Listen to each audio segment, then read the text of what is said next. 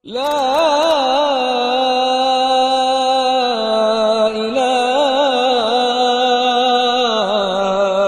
إلا الله.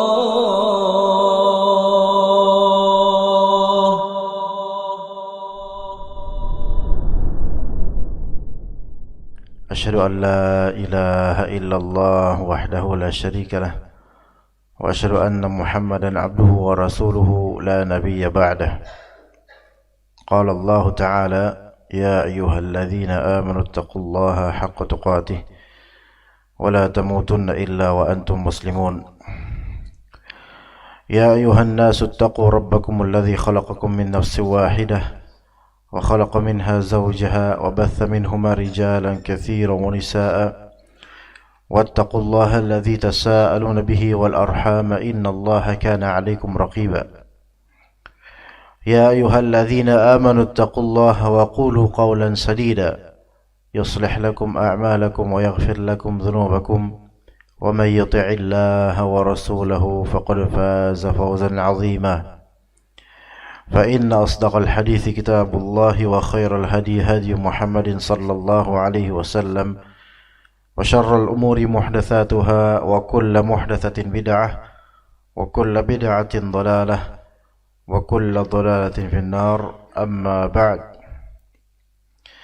Di pagi hari yang berbahagia ini, dengan izin Allah, taufiknya dan kebersamaannya, secara khusus insyaallah ta'ala kita akan membahas terusan dari kitab At-Tauhid di bab firman Allah Azza wa Jalla, innama dzalikumus syaitan yukhawifu awliya'ah. Bab yang bisa juga disebut babul khasyah atau bab al-khawf, bab tentang rasa takut. Pada pertemuan lampau kita telah membahas macam-macam al-khawf atau takut. Bismillah. Dan pada kali ini insyaallah ta'ala kita masih di bab tersebut dan akan membahas beberapa ayat yang disebutkan dalam bab ini di kitab At-Tauhid, terutama ayat At-Taubah 18, ayat Al-Ankabut 10 insyaallah ta'ala. At-Taubah 18 dan Al-Ankabut ayat ke-10. Di surat At-Taubah Allah Azza wa Jalla berfirman di ayat ke-18, innama ya'muru masajidallahi man amana billahi wal yawmil akhir wa aqama as-salata wa ata az-zakata wa lam yakhsha illa Allah fa'asa ulaika an yakunu minal muhtadin. Di sini ada lafal innama yang menunjukkan al-hasr, yaitu pembatasan. Ya'muru masajidallah, orang yang memakmurkan masjid-masjid Allah. Memakmurkan masjid-masjid Allah Azza wa Jalla. Seperti sini masdar al-imarah. Al-imarah di sini al-imarah baik al-imarah al-ma'nawiyah atau al-imarah al-hissiyah. Memakmurkan itu ada dua macam. Ya, dan kedua-duanya memiliki manfaat. Al-imarah al-ma'nawiyah itu yang pertama, dan yang kedua al-imarah al-hissiyah. Al-imarah al-ma'nawiyah yaitu memakmurkan secara ma'nawi dengan perbuatan-perbuatan saleh di dalam masjid, seperti salat, zikir, membaca Al-Quran, mengisi kajian, menyimak kajian, atau semisal itu semua. Ya, perbuatan imarah ma'nawiyah, memakmurkan masjid secara ma'nawi, yaitu dengan melakukan amal saleh yang memang dilakukan di dalam masjid. Seperti yang tadi disebutkan, salat, baik salat fardu atau salat sunnah. Termasuk juga salat yang dianjurkan setelah kita pulang safar.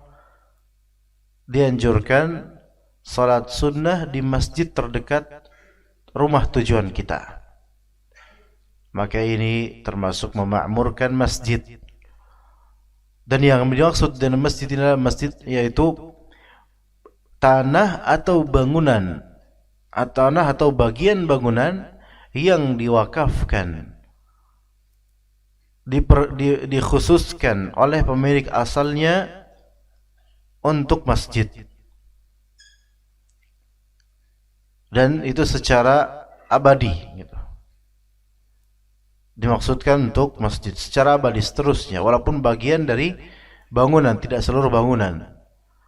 Adapun kalau misalnya cuma temporary, sebentar saja atau sementara, dan tidak ada niatan seterusnya, maka ini belum bisa disebut masjid karena belum diwakafkan lillahi ta'ala. Jadi memakmurkan ma'nawiyah dengan apa yang kita lakukan dari amalan saleh di masjid tersebut, baik secara individu ya atau secara kolektif berjamaah, baik secara munfarid atau secara jamaah. Munfarid yaitu individu. Maka kalau misalnya antum pengen sholat duha di masjid jam 8 atau jam 9 pagi ya, mampir ke masjid ya. Walaupun dalam mungkin bahasa kita iseng ke masjid, kemudian salat duha 2 rakaat ya di masjid dengan niatan tahiyatul masjid juga, maka ini sudah termasuk al-imarah, memakmurkan masjid secara maknawi.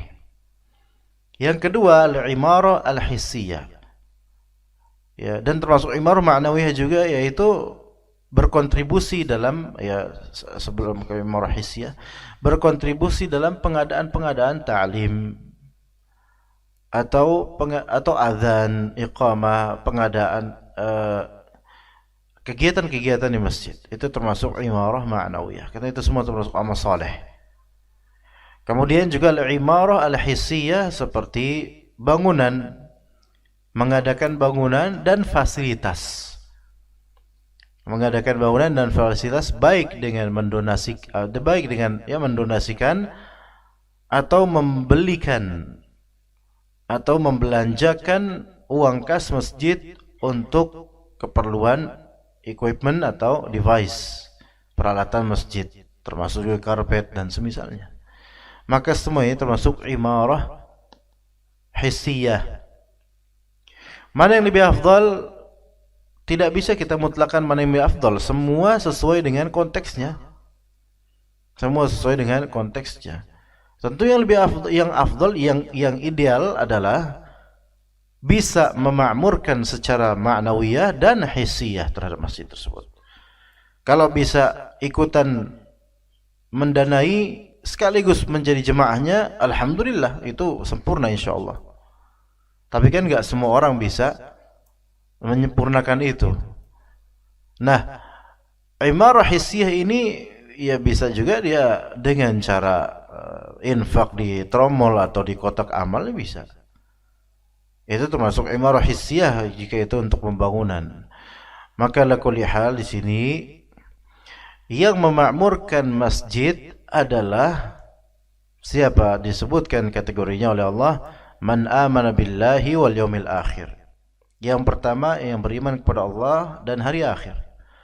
Yang kedua, wa aqamas shalah, menunaikan salat, wa ataz zakah, menunaikan zakat. Itu ketiga. Yang keempat, walam yakhsha illallah. Walam yakhsha illallah. Nah, 4 kriteria ini.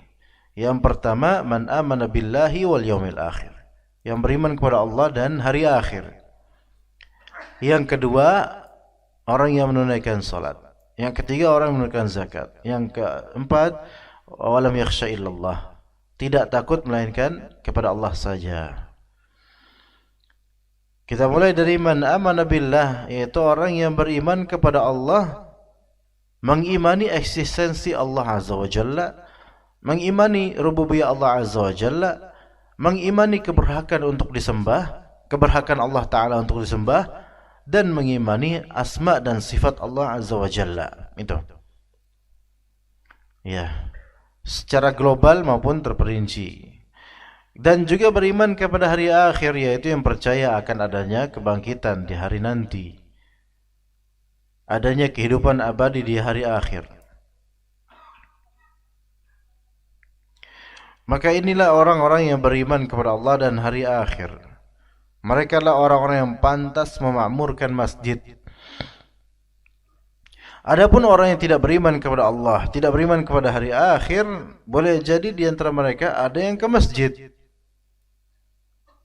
Ada yang ke masjid. Tapi keimanannya kepada Allah Azza wa Jalla tidak sempurna karena mengikuti mazhab-mazhab yang menyimpang dalam memahami rububiyah Allah, menyimpang dalam memahami uluhiyah Allah, menyimpang. Ya berbuat syirik juga gitu loh, pakai jimat, tapi memakmurkan masjid. Dari segi apa? Zahirnya saja.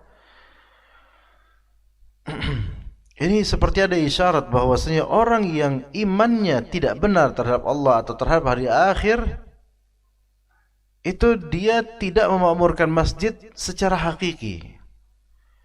Kelihatannya memakmurkan masjid, tetapi karena imannya itu malah tidak sempurna secara kesempurnaan wajib, seperti berbuat syirik, maka yang dilakukan memakmurkan masjid hanyalah simbolis semata.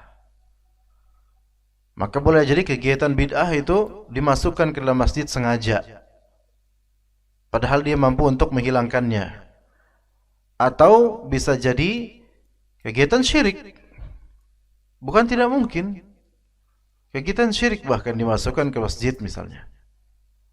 Atau berbuat syirik di dalam masjid. Na'udzubillah min dzalik. Apakah mungkin yang seperti ini? Sangat mungkin. Bahkan ada pengakuan seorang dukun yang telah bertaubat bahwasanya bahkan dulunya dia itu imam masjid, imam masjid. Dan dia mengakui bahwasanya dulu sebagai dukun, ya, menjadi imam masjid, dia itu mengakui bahwasanya dulu ketika jadi imam pun dia tidak pernah salat dengan wudu, bahkan sengaja berhadas sebelum salat, dan tak seorang pun mengetahuinya di belakang, dan ia menjadi imam. Ya, ini disebut uskun atau kikun dan semisalnya, ustadz dukun dan kiai dukun, dan jadilah dia imam. Orang-orang menganggapnya ustadz, kiai, imam, tapi Allah lebih tahu tentang kondisi dia, dan alhamdulillah dapat hidayah. Apakah dia memakmurkan masjid? Tidak. Dia mengotori masjid dengan najisnya keyakinan dan kesyirikan yang dia lakukan, dan i'tiqad atau niatan buruk yang dia lakukan. Karena itu di antara persyaratan dan perjanjian dengan syaitan ketika itu, dia kalaupun salat harus dalam keadaan berhadas atau bernajis. Itu adilnya dengan syaitan. Secara zahir kelihatannya memakmurkan masjid, tapi enggak secara batin, dan Allah lebih tahu urusan dia. Maka orang ini kufur ketika itu dengan pelecehannya terhadap salat dan penantangannya terhadap Allah. Alhamdulillah dapat hidayah dia. Juga beriman kepada hari akhir. Ada orang memang dia beriman kepada Allah, tapi dia enggak beriman, enggak percaya dengan beberapa konsekuensi atau muqaddimah menuju hari akhir.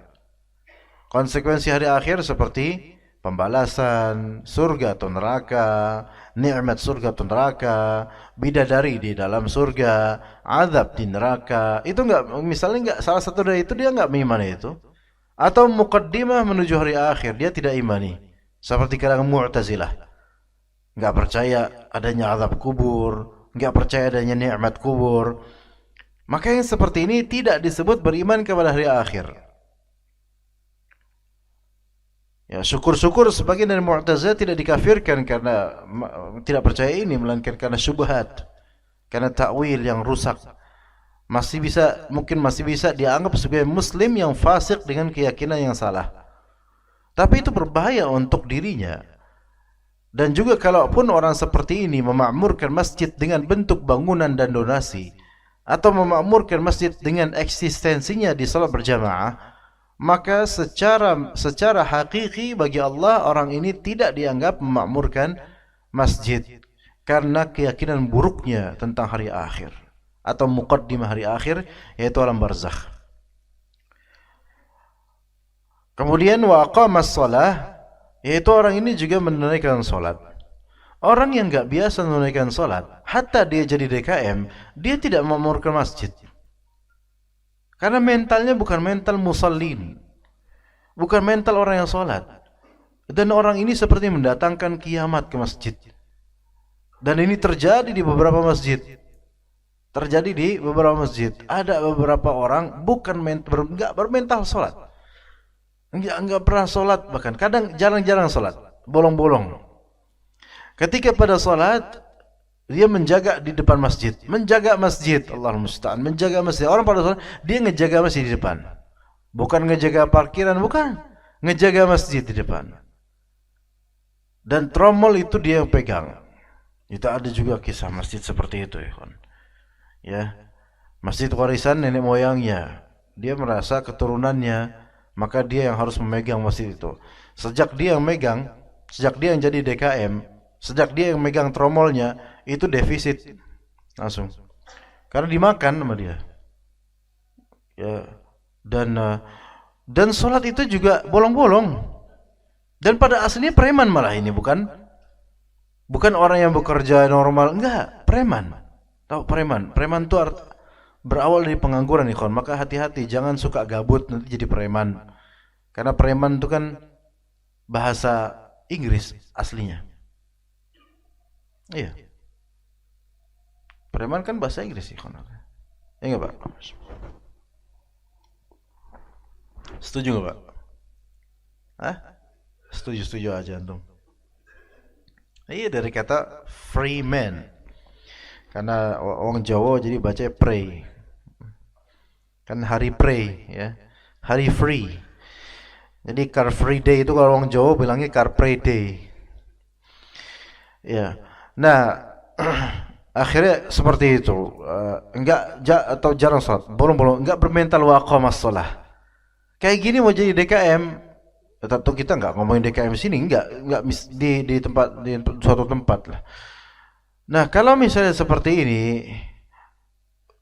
alasannya cuma menjaga masjid tapi enggak sholat, enggak mau ikut jemaah, enggak sholat bahkan, maka ini enggak memakmurkan masjid, menghancurkan masjid dan mendatangkan kiamatnya pada masa itu, menghancurkan masjid.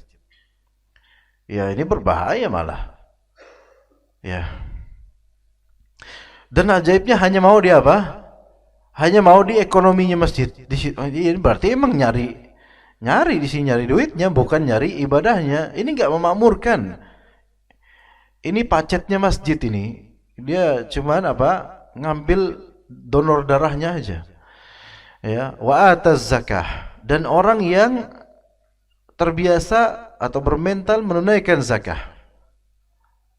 Lihat di sini, iman, salat, zakat. Iman jelas hubungan hatinya dengan Allah. Aqamas shalah, hubungan jasadnya dengan Allah Azza wa Jalla, menunaikan salat. Wa ataz zakah, hubungannya secara sosial dengan manusia. Jadi yang memakmurkan masjid itu adalah yang qalbunya hidup untuk Allah, jasadnya juga melakukan untuk Allah, dan interaksi sosialnya sesama muslim atau kepada kaum manusia juga bagus. Wa ataz zakah, menunaikan zakat, baik zakat fitr maupun zakat mal. Kalau memang dia wajib atasnya zakat mal, karena tidak semua orang wajib zakat mal. Ataupun zakat fitr, maka semuanya wajib ketika memang ada memiliki harta atau kemampuan. Taib. Wa ataz zakah, menunaikan zakat. Dan yang keempat, walam yakhsha illallah, dan dia tidak takut kecuali kepada Allah. Syahid di ayat ini adalah walam yakhsha illallah, tidak takut kecuali kepada Allah. Di sini ada itsbat dan nafi. Itsbatnya itu dia hanya takut kepada Allah, nafinya yaitu dia tidak takut kepada selain Allah. Ya.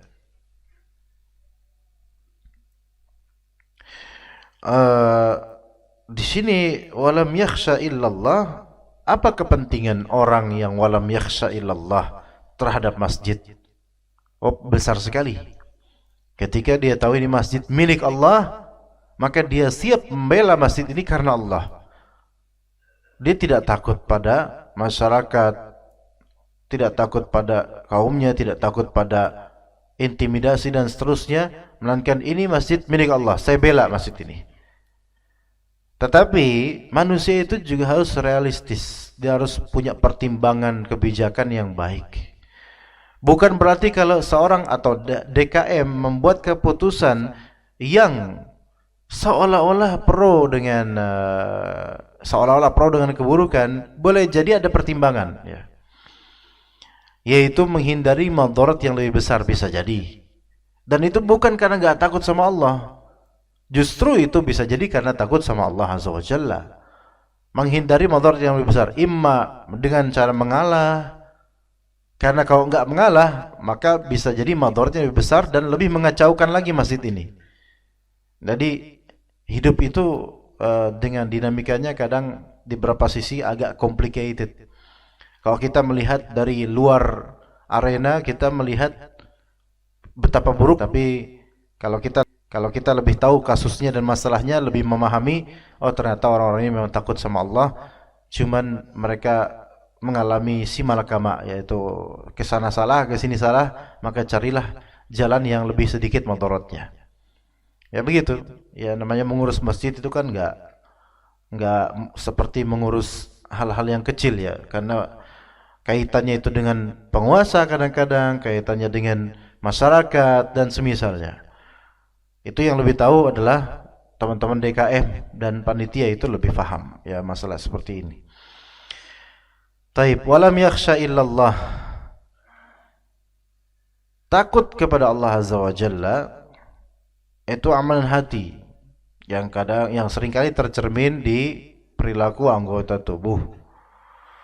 Dan seperti yang tadi Ana bilang dan Ana ulangi, keputusan-keputusan baik di keluarga, baik di masjid, baik keputusan RT, RW yang takut sama Allah Azza wa Jalla, ya kadang-kadang secara zahir di mata kita yang belum paham hakikat permasalahannya, kadang-kadang kita bilang orang ini gak takut sama Allah, gitu.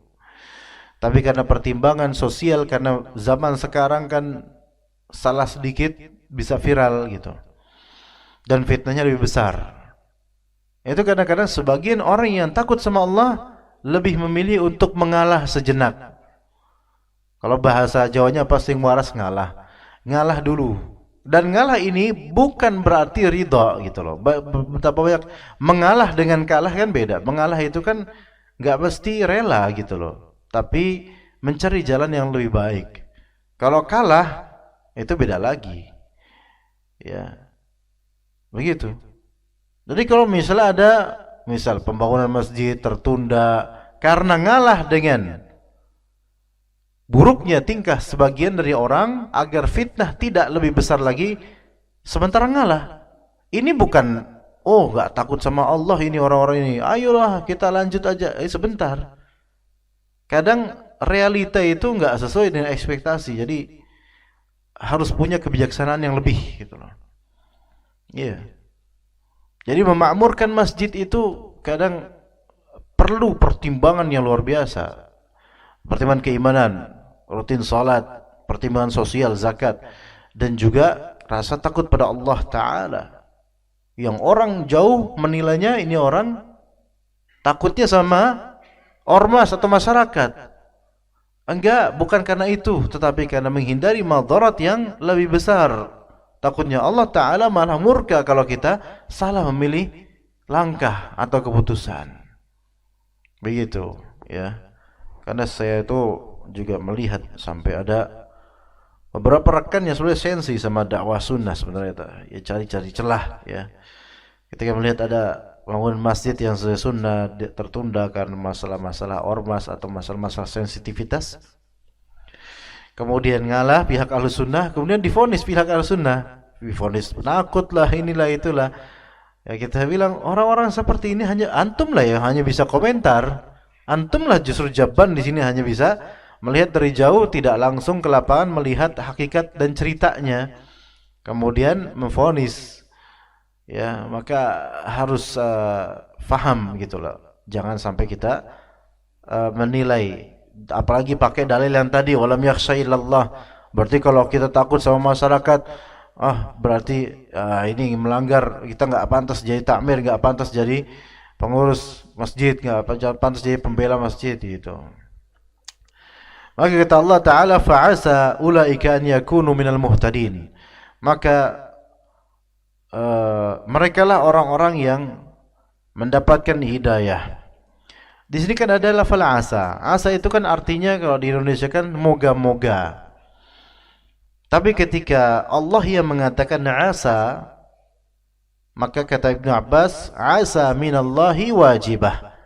Moga-moga dari Allah itu wajib. Artinya kepastian, bukan lagi moga-moga. Kok moga-moga dari manusia, maka itu sifatnya apa? Harapan yang tunggu keputusan Allah.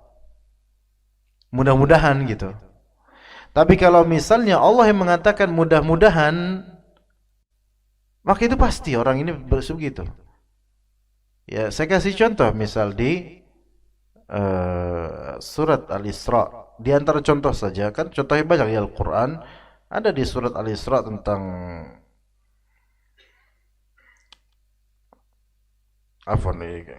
nanti melebar takutnya. Kita di sini aja. Kita kembali lagi aja. Fa'asa ulaika an yakunu minal muhtadin, maka pastilah. Ini namanya asa, namanya sighah at-taraji. Sighah pengharapan, pemogaan. Tetapi kalau dari Allah itu bukan suatu yang muhtamal. Mungkin iya, mungkin tidak melainkan pasti. Artinya mereka pasti adalah orang-orang yang dapat hidayah. Yaitu kalau beriman kepada Allah dan hari akhir, menunaikan salat, menunaikan zakat, hanya takut kepada Allah, itu adalah orang-orang yang dapat petunjuk dari Allah Azza wa Jalla. Artinya kalau memakmurkan masjid, baik sebagai DKM atau jemaah biasa, ya, kalau kita itu memakmurkan masjid dan dalam keadaan beriman kepada Allah dan hari akhir, menunaikan salat, menunaikan zakat, dan hanya takut kepada Allah, hidup kita itu akan diberi petunjuk. Apapun permasalahannya di dunia ini, permasalahan duniawi segalanya itu kecil, ikhwan. Kalau misalnya kita dapat hidayah dari Allah Azza wa Jalla. Yang membuat masalah itu besar adalah satu, suudzon pada Allah. Dua, banyak cerita sama orang yang tidak berhak dapat cerita kita. Dan yang ketiga, kurang beramal, kurang mengisi waktu dengan amal saleh, makanya jadi tambah besar itu, jadi membengkak urusan itu. Tapi kalau misalnya hal-hal yang disumbat, ya, husnudzon sama Allah, yakin sama Allah, kemudian enggak banyak cerita, dan kemudian yang ketiga yaitu apa? Ya, melakukan amal soleh, itu insya Allah malah kecil kok. Musibah dunia itu kecil, bukan meremehkan, tapi kecil. Kecil di sini karena apa? Karena ada yang lebih besar, yaitu bagaimana pertanggungjawaban di hadapan Allah itu lebih besar, akhirat lebih besar. Jadi musibah dunia ini kecil. Ada orang baru hilang duit 100.000 itu udah kayak kehilangan anak. Besar sekali musibahnya kayaknya. Tapi coba kalau dia lihat bahwa saya pahala dari Allah jauh lebih besar, amal soleh jauh lebih indah, dan seterusnya, itu nggak ada apa-apanya uang segitu. Gimana kalau antum kehilangan uang 500 juta, Pak? Besar nggak? Dengan barusannya saya nasihati agar musibah dunia itu kecil. Kehilangan 500 juta. Gimana, Pak? Saya nggak doain, cuman misal aja. Besar nggak? Musibah, maksudnya itu musibah dunia besar nggak? Besar. Nggak kebayang ya, karena nggak punya kan? Ya udah, kita lanjut aja lah, yang nggak usah dibayangin. Oke, ayat berikutnya, wa minan nasi may yaqulu amanna billahi fa idza udhiya fillahi ja'ala fitnatan nasi ka'adzabillah. Dan di minan nas, nah kayak ini ayat baru Al-Ankabut ayat ke-10. Wa minan nas, min di sini min tab'idiyah. Artinya min menunjukkan sebagian. Menunjukkan sebagian. Sebagian min itu kan harfu jar, dia ada fungsi-fungsinya masing-masing. Ada fungsinya untuk menunjukkan sebagian, ada fungsinya untuk menunjukkan sebab, ada fungsinya untuk menunjukkan asal atau bayan, penjelasan, dan ini maksudnya sebagian. Wa minan nas, sebagian manusia. Sebagaimana kata Allah, wa mimma razaqnahum yunfiqun. Mimma dari kata min ma, yaitu min, sebagian dari apa yang kami rezekikan mereka nafkahi. Berarti infak itu jangan seluruhnya. Jangan seluruh dari harta, sebagian. Sebagian dari harta, jangan seluruhnya. Ya. Infak itu sebagian. Itu ayat Allah. Wa mimma razaqnahum yunfiqun. Lah terus bagaimana dengan Abu Bakar As-Siddiq? Infak seluruh hartanya. Maka di sini ada hukum kata para ulama, infak seluruh harta kita itu dibolehkan dengan beberapa syarat. Syarat yang pertama ada quwwatul azam billahi ta'ala, atau punya azam, punya keyakinan kepada Allah Azza wa Jalla. Punya keyakinan yang kuat kepada Allah Azza wa Jalla. Itu syarat pertama. Orang kalau lemah keyakinannya, itu jangan lakukan ini. Frustrasi dia nanti habis sedekah total itu. Itu yang pertama. Ya. Yang kedua, dia memiliki potensi atau modal untuk mendapatkan harta yang lebih setelahnya gitu. Untuk mendapatkan harta lagi setelahnya. Dia punya potensi atau modal. Potensi itu yaitu skill misalnya. Ya. Atau modal, yaitu seperti masih punya kontrakan. Nah, Abu Bakar kan masih punya tanah, punya ini, punya itu. Berarti masih punya modal untuk mendapatkan income berikutnya. Gitu, masih bisa jualan ini itu. Ya.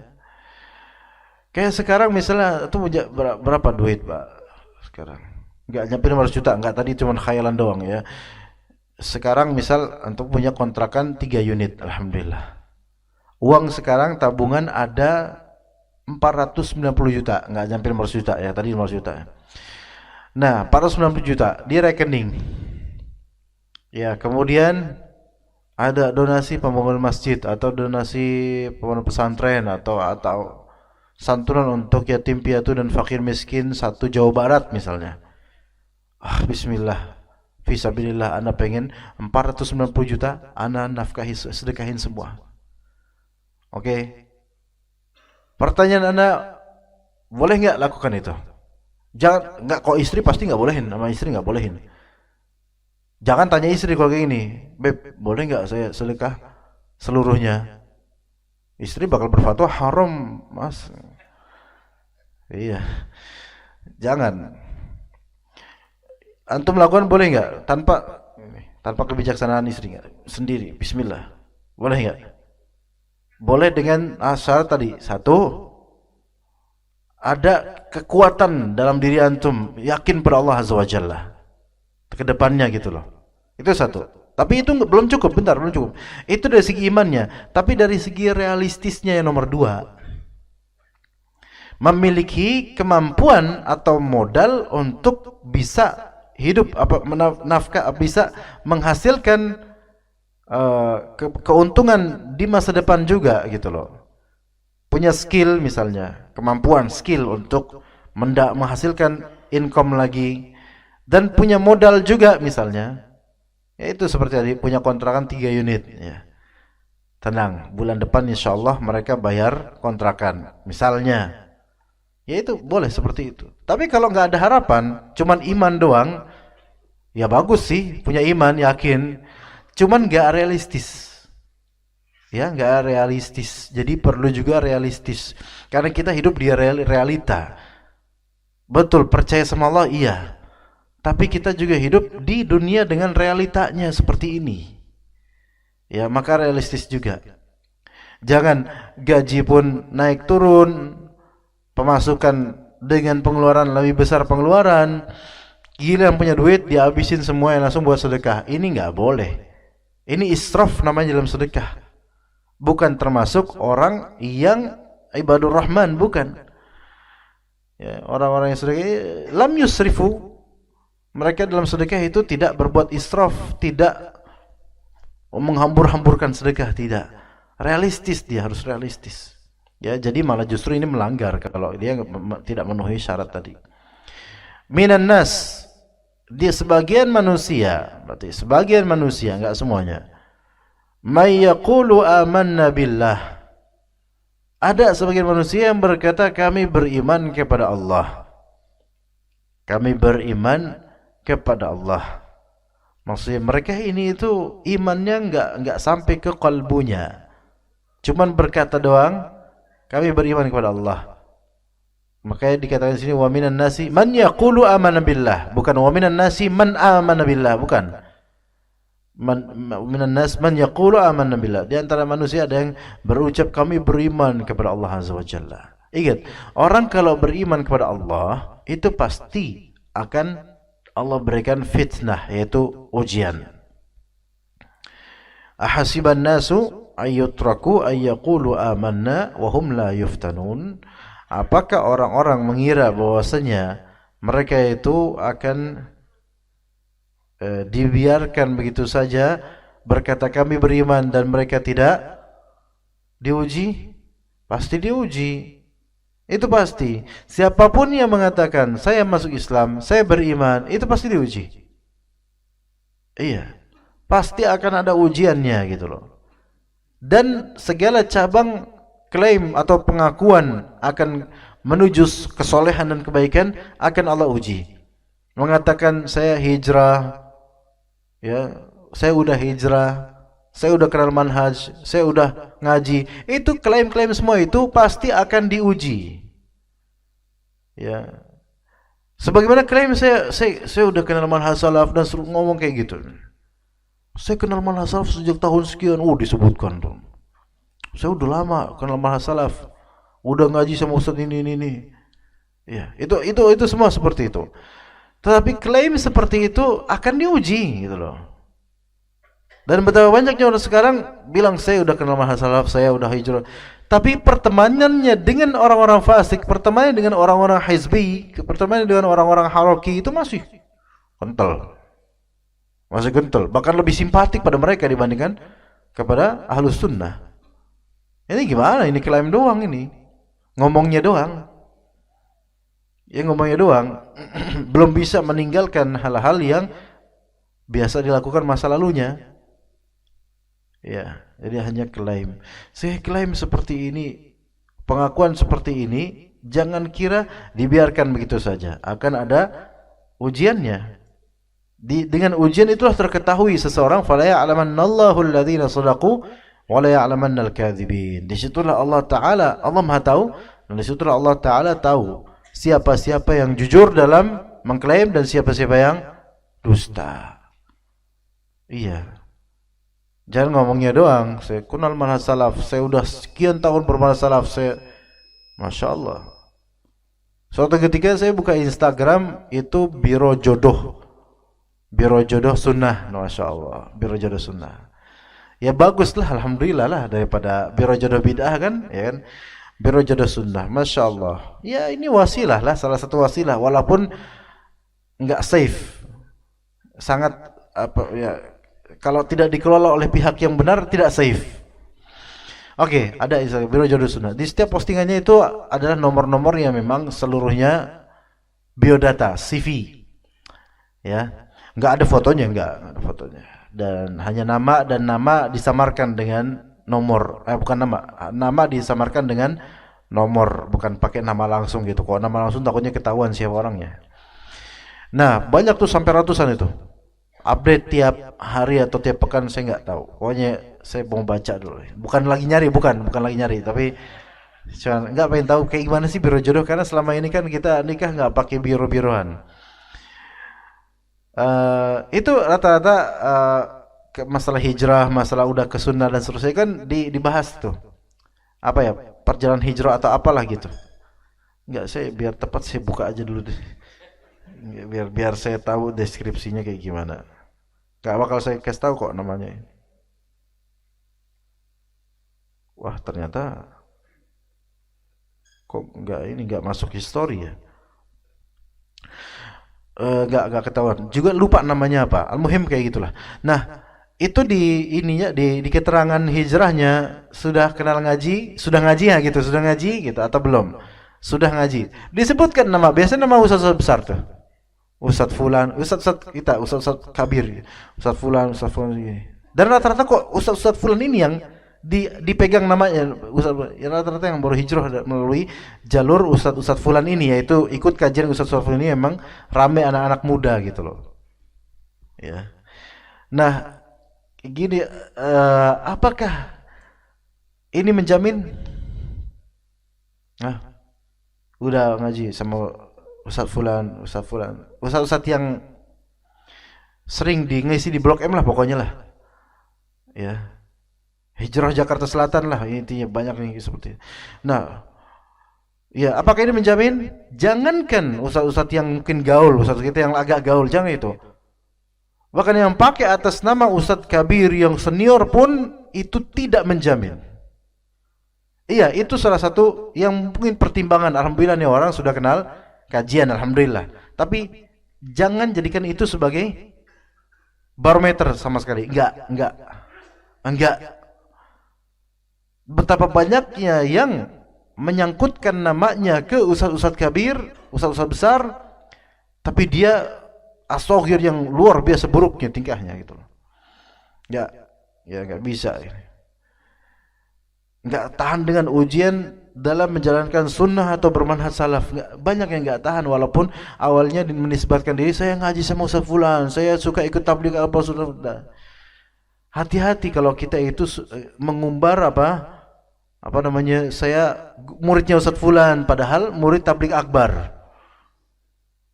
Ya, oke, jangan katakan saya muridnya Ustaz Fulan kalau antum cuma datang tabligh akbarnya. Karena ini ada tadlis, tahu tadlis? Tadlis itu seperti apa ya? Menampakkan sesuatu pada orang yang tidak sebenarnya gitu loh. Gini, ketika misal antum pengen berjodoh lagi nyari lah calon gitu, terus umbar CV. Sudah ngaji, bukan sudah lagi kata antum. Ya Masya Allah. Ya, songong banget itu. Bukan sudah lagi, ya. Ustadz malah gitu. Ya, bukan sudah. Ana ngaji dengan ana adalah muridnya Ustadz Fulan. Ketika ngomong muridnya Ustadz Fulan, kita harus cek ke Ustadz Fulannya. Ustadz, apakah Ustadz punya murid namanya Fulan misalnya? Terus enggak ada. Siapa? Enggak kenal. Ketika bicara muridnya Ustaz Fulan, itu hati-hati gitu loh. Tapi kalau anak ngaji ikut kajiannya Ustaz Fulan itu enggak masalah insyaallah. Tapi kalau anak muridnya Ustaz Fulan, hati-hati dengan ini. Harus cek langsung ke ustadznya. Apakah ustadz punya kenal murid ini? Siapa ini? Enggak tahu anak. Ya, begitu. Hati-hati dengan CV-CV yang ini tadlis. Kalau ternyata ustadz enggak tahu, tadlis. Karena apa? Menyeolahkan tergambar pada dirinya dia adalah bermulazamah pada Ustaz Fulan, dekat sama Ustaz Fulan, sehingga ini absolutely bisa diterima nih. Enggak, hati-hati. Kadzib, ya, tadlis, enggak boleh seperti itu. Ya.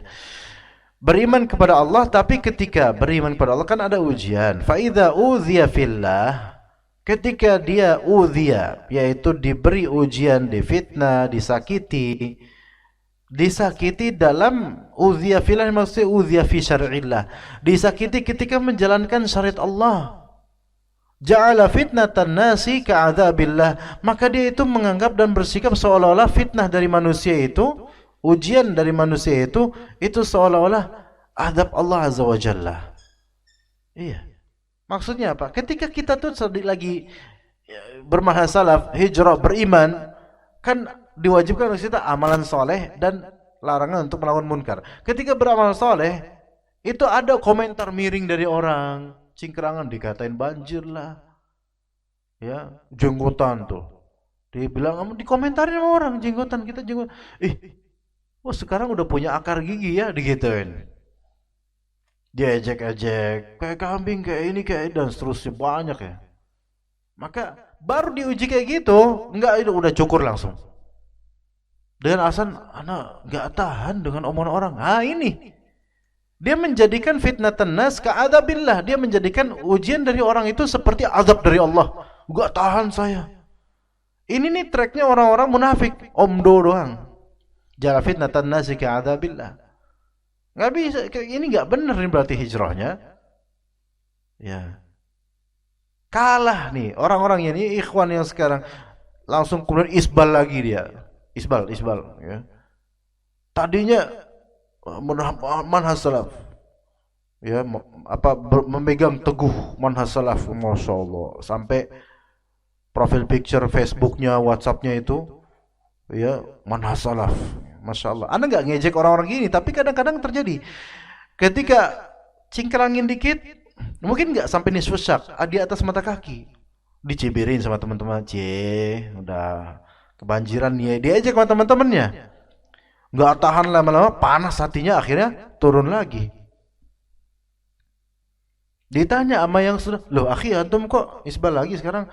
Ana nggak tahan akhi, gitu. Nggak tahan apa itu, teman-teman ngomongin terus, ya Allah antum tuh menganggap omongan orang seperti azab Allah. Nggak tahan antum, nggak tahan. Kalah nih anak-anak seperti ini, kalah orang-orang seperti ini, kalah dengan apa? Dengan akhwat-akhwat cadaran. Di zaman kajian dulu sebelum 2010 ketika cadar nggak trendy sekarang malah jadi parah cadarnya sekarang, malah ada cadar kupu-kupu, ada cadar Batman lah, ada, masya Allah sekarang, ngeri kalau kita lihat itu. Nah, dulu di zaman dulu pengajian dulu 2010 sebelumnya, bahkan apalagi 90, itu ummahat atau akhwat yang cadar itu, itu kuat mentalnya itu. Nggak kayak sekarang ikhwan baru dicibirin nggak isbal sedikit itu langsung nggak kuat mental. Ini dulu akhwat cadaran itu lebih sulit lagi urusannya. Kemana-mana itu diplototin, dilatiin. Kan dulu kan masih jarang ya cadaran.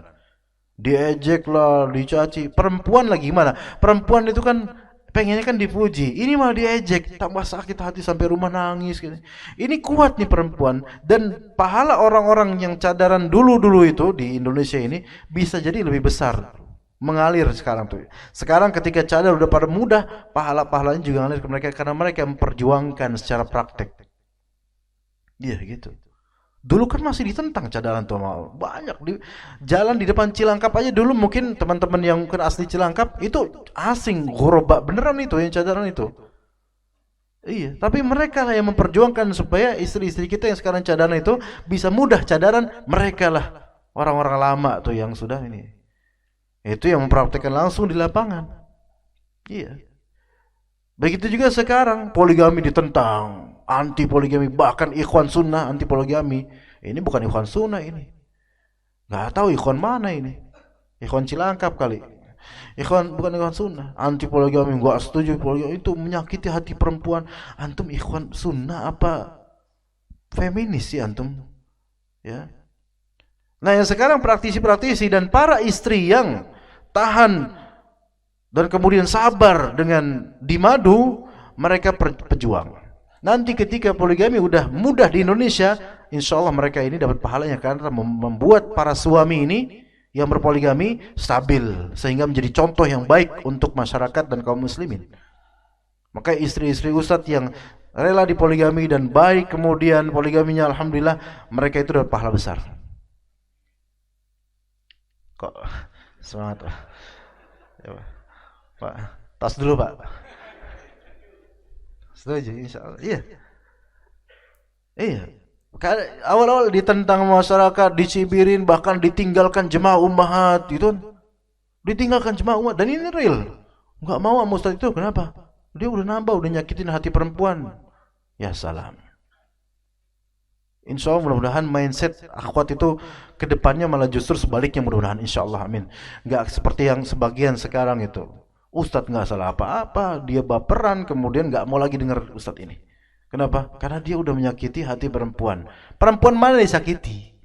Anti nggak ada kaitannya sama dia. Ngapain masa disakitin? Tapi insya Allah kalau dicontohkan dengan baik masyarakat ini, para asatidzah terutama yang ternama, itu nanti akan makin subur insya Allah. Masalah-masalah sosial, ya, yang masalah sosial yang sekarang terjadi dari fitnah-fitnah di masyarakat itu lebih baik lagi insya Allah ke depannya. Gara-gara apa? Salah satu solusi syariat. Jadi kita jangan cuma hijrah malah salaf. Ketika ada syariat yang memang itu baik, bermaslahat, dan kita bisa menerapkannya, anti padanya, ini berarti bukan hijrah antum, numpang gerbong doang antum namanya. Jadi harus praktek juga, dan prakteknya itu dengan benar gitu loh, nggak cuma ngomong doang. Jadi ketika diudziya fillahi ja'ala fitnatan nasi ka'adzabillah, ketika menjalankan syariat kemudian ada rintangan, malah menganggap ujian dari manusia, rintangan dari manusia itu seperti azab dari Allah, seperti sudah masuk neraka. Ini adalah tracknya orang-orang munafik. Syahid di ayat ini, ibrahnya adalah omongan orang itu jangan antum takuti gitu loh. Kalau antum menjalankan suatu syariat, antum takut sama orang, antum belum disebut aman nabillah dengan baik. Ya masih apa?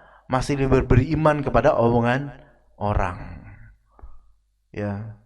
Ketika memang maslahatnya lebih besar, omongan orang tuh jangan dianggap. Tapi kalau omongan orang ini menjadi fitnah itu besar, maka tahan dulu. Bukan karena kita takut, tapi kita takut Allah Ta'ala murka dengan memilih opsi yang mudaratnya lebih besar. Begitu jemaah sekalian. Nah ini juga klarifikasi, bukan berarti rekan-rekan yang nggak berpoligami itu berarti berarti takut sama manusia, belum tentu juga. Mungkin takut sama Allah, nggak bisa menunaikan hak, nggak bisa berbuat adil. Nah kayak yang seperti takut sama Allah. Tapi kalau misalnya bisa berbuat adil, ekonomi lancar, semua baik-baik saja, tapi takut karena sama bini doang takut, padahal bisa berbuat adil dan bisa menunaikan hak Allah Azza wa Jalla juga dengan itu, maka ini perlu diperbaiki lagi. Bukan kayak gitu, Pak. Ya masalah. Beliau man of the match, ya man of the match, masyaallah. Baik, kita cukup sampai sini. Barakallahu fikum jami'an, jazakumullah khairul jaza. Mohon maaf jika ada mungkin kesalahan kalimat atau contoh. Jazakumullah khairul jaza ala husni istima'ikum wa hudurikum, wa sallallahu ala nabiyyina Muhammad wa ala alihi wa sahbihi ajma'in. Subhanakallahumma bihamdika asyhadu an la ilaha illa anta astaghfiruka wa atubu ilaik. Wassalamualaikum warahmatullahi wabarakatuh.